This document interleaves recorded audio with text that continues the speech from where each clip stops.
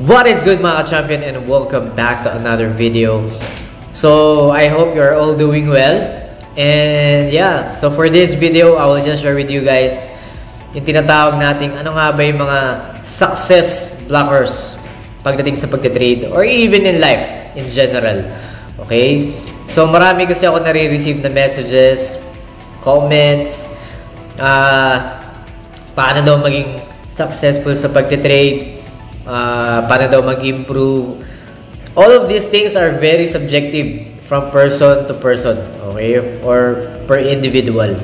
So in that, I will share with you guys 5 factors na tinatawag nating success blockers pagdating sa pagtitrade. Okay, pinakauna dyan, very common, I believe most of the people are guilty pagdating sa term na to, okay? Procrastination. Okay?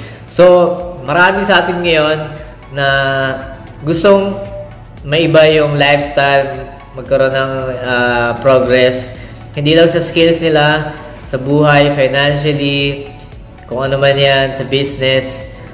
Pero, they are what we call as procrastinators. Okay? So, they're always waiting for the right timing. Tandaan nyo guys, walang right timing. Hindi ako naniniwala sa right timing. If you want to do something, if you want to make a change in your life, do it now. Okay? The best timing was yesterday. Okay? So, that is why, kung gusto nyo talagang mag-succeed sa pagka-trade, simulan mo na ngayon. Okay? Mag-aaral ka na. Even you have your day job, 9 to 5, it's not an excuse. Hindi ka naman 24 hours nagtatrabaho, di ba? Natutulog ka pa, kumakain ka pa, nakapagpahinga ka pa. So which means, it all boils down again in relation to procrastination is yung inyong time management. Okay? So, isa pa dyan is, you don't know what you want, kaya ka nagpa-procrastinate. Okay? So, yun yung una. One of the common success blockers pagdating sa pag-trade at sa buhay nyo is procrastination. Okay? If you want to learn, if you want to succeed in whatever you do, do it now. Okay? Huwag mo nang hintayin na may magsabi pa sa'yo. Huwag mo nang hintayin na manood ka pa ng 100 hours of motivational videos. No. No one will work for you. No one will help you when it comes to your success. Only yourself. Tandaan nyo yan, guys. Okay? So, next, isa pang common is fear of failure. Okay? Karamihan sa atin, we're always sticking to our comfort zone. Ayaw nating lumabas sa ating box wherein we don't want to try things na napaka-risky or hindi tayo komportable or we are unfamiliar. Tandaan nyo guys, even your comfort zone, even your comfortable job na meron ka ngayon, it is always at risk. Okay? Your company might declare bankruptcy. Pwede kang sipain ng boss mo or kung ano mang reasons. Again, everything has risk. Kaya, again, if you want to succeed, might as well take risk. Okay? Of course, hindi naman basta you have a money and then you will put all your funds there. No. It is a calculated risk. Okay? Kami, sa pagtitrade, we always calculate our risk. Okay? In certain percentages. Okay? So, anything has risk. Your job, your business, your health, fear of getting out of your comfort zone is a big no when it comes to success. Okay? So, tandaan nyo guys, success or growth happens in an uncomfortable state. Okay? Tandaan nyo guys, walang mag-grow kung hindi ka mahihirapan. Okay? So, don't expect na lahat ng bagay ay madali. Alright? So, third, meron tayong tinatawag na pessimistic attitude. Okay? Lalo na, sabi ko nga in relation to number 2, which is yung fear of failure.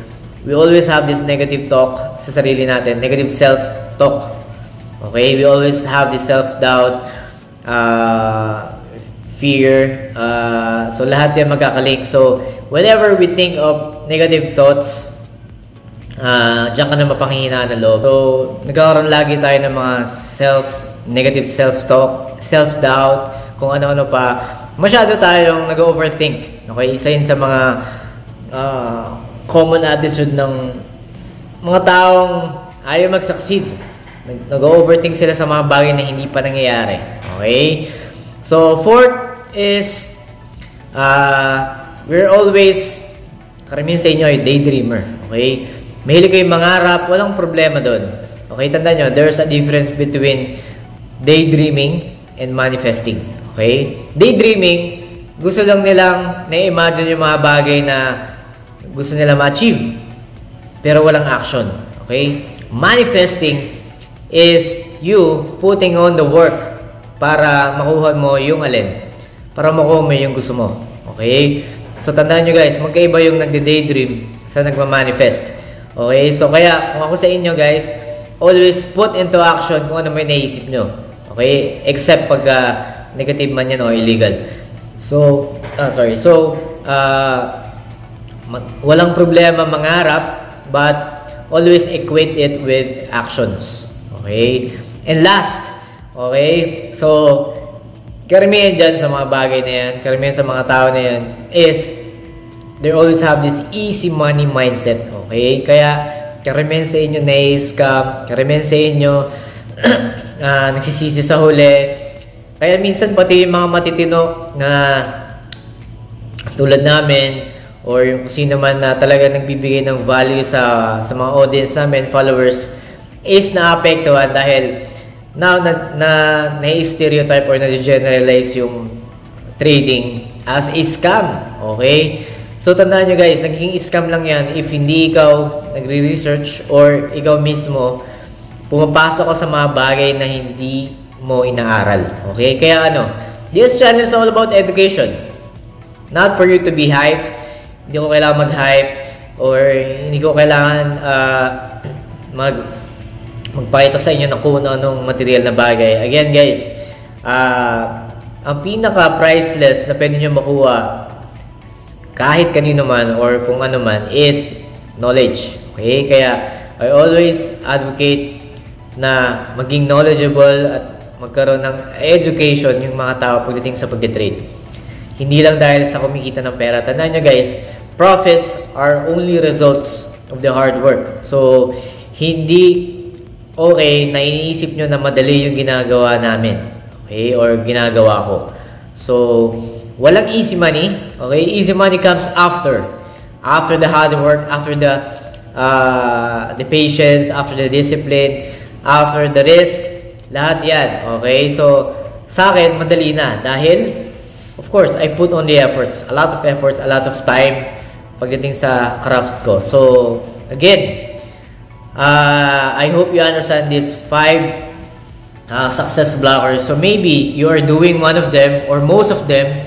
Kaya kayo, nagkakaproblema or kaya kayo tanong ng tanong sa mga comments, sa mga messages, paano mag-aaral niyan, paano maganto. I understand yung mga beginners, mga zero knowledge. Pero kung kayo ay matatagal na sa pagtitrade, then that's the issue.